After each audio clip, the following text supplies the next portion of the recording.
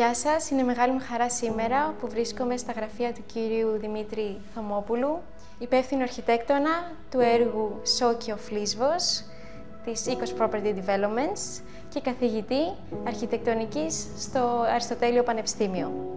Γεια σας. Ποιες είναι οι απαιτήσεις που πρέπει να τηρηθούν για τον καινούριο νόμο της Golden Visa για την αποκατάσταση κτηρίων πολιτιστικής κληρονομιάς? Η Ελλάδα είναι μια χώρα με πλούσια πολιτιστική κληρονομιά. Εκτός από τα αρχαία μνημεία της, για τα οποία είναι γνωστή σε όλο τον κόσμο, ως γενέτειρα του δυτικού πολιτισμού, έχει και πληθώρα νεότερων πολιτιστικών μνημείων. Στα πλαίσια αυτά, η ελληνική κυβέρνηση τα τελευταία χρόνια προσφέρει κίνητρα για την αποκατάσταση αυτών των κτηρίων. Βασική προϋπόθεση δεν ορίζεται κάποια πέραν αυτών που είναι για όλα τα κτίρια, για την αποκατάσταση όλων των κτίριων πολιτικής κληρονομιάς, που ορίζουν τα υπεύθυνα Υπουργεία Πολιτισμού και Περιβάλλοντος. Στόχος είναι η ανάδειξη αυτών των κτίριων και η ένταξή τους στην καθημερινή ζωή της πόλης. Πού εντοπίζεται η δυσκολία αποκατάστασης ενός τέτοιου έργου?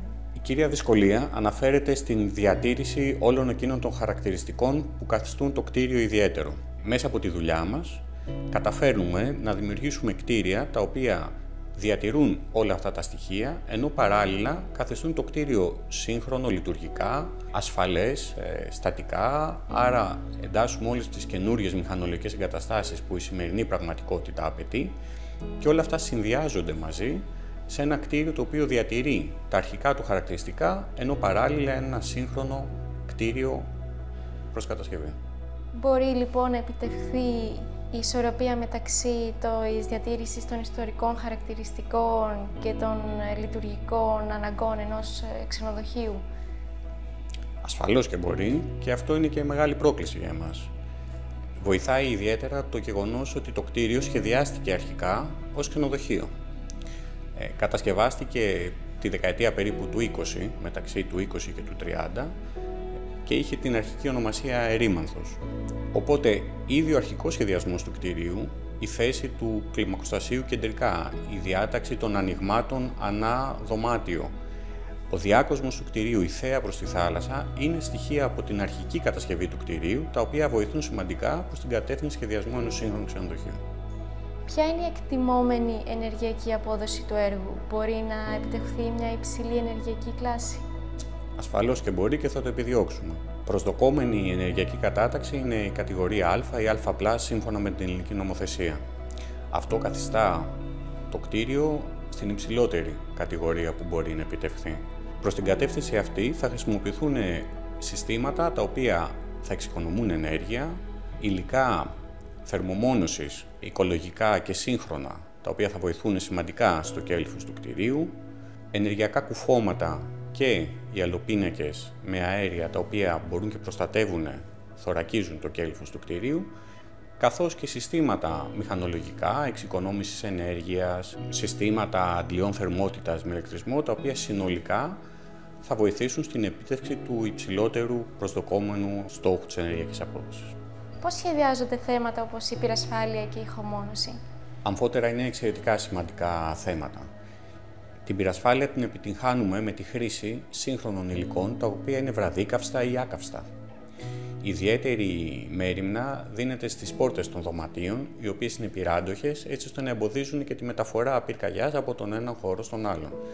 Αντίστοιχα, χρησιμοποιούνται όλα τα σύγχρονα συστήματα ανίχνευσης καπνού, αναγγελίας πυρκαγιάς, κλειστά κυκλώματα τηλεόρασης, ώστε το κτίριο συνολικά να ελέγχεται από όλες τις συνθήκες αυτές. Η ηχομόνωση δε επιτυγχάνεται με τη χρήση στοιχείων των τοίχων με ειδικές διαρρυθμίσεις, όπως επίσης και με κουφώματα τα οποία απομονώνουν πλήρως από τους εξωτερικούς θορύβους. Πώς σκοπεύετε να αναδείξετε το κτίριο με το φωτισμό? Η μελέτη φωτισμού είναι ένα ιδιαίτερα σημαντικό θέμα στο σχεδιασμό των κτίριων. Ο στόχος σε συγκεκριμένη περίπτωση είναι να αναδειχθούν όλα εκείνα τα χαρακτηριστικά του κτηρίου που του καθιστούν σημαντικό τόσο εξωτερικά όσο και εσωτερικά. Έτσι λοιπόν θα φωτίζεται ο διάκοσμος και όλα τα ιδιαίτερα χαρακτηριστικά του υφιστάμενου κτηρίου. Θα υπάρχει δυνατότητα θέας της θάλασσας από το εσωτερικό του κτηρίου? Η θέση του ακινήτου είναι ιδιαίτερα προνομιακή. Βρίσκεται σε ένα πολύ προβεβλημένο σημείο, όντας γωνιακό, σε μια περιοχή η οποία ανέκαθεν ήταν ιδιαίτερη για την Αθήνα.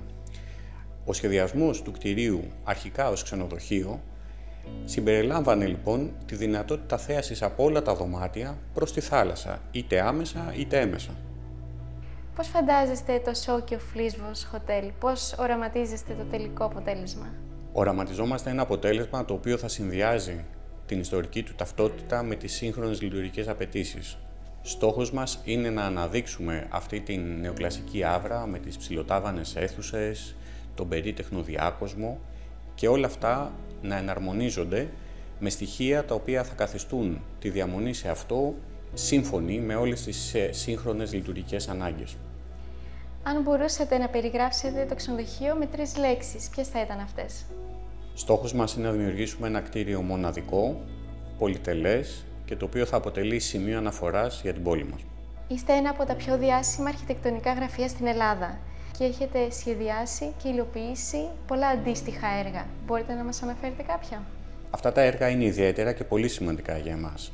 Θα ξεχώριζα μεταξύ των έργων που έχουμε αναλάβει αποκατάστασης ιστορικών κτηρίων, την αποκατάσταση και ανακαίνιση του ιστορικού Olympus Naousa Θεσσαλονίκη, που σήμερα φέρει την ονομασία On Residence και λειτουργεί ως 5-στερεο ξενοδοχείο, καθώς επίσης και τον ανασχεδιασμό των ανθοπολίων κάποιων καταστημάτων εντός του κτηρίου της Βουλής, στο πλέον κεντρικό σημείο της πόλης μας, την Πλατεία Συντάγματος.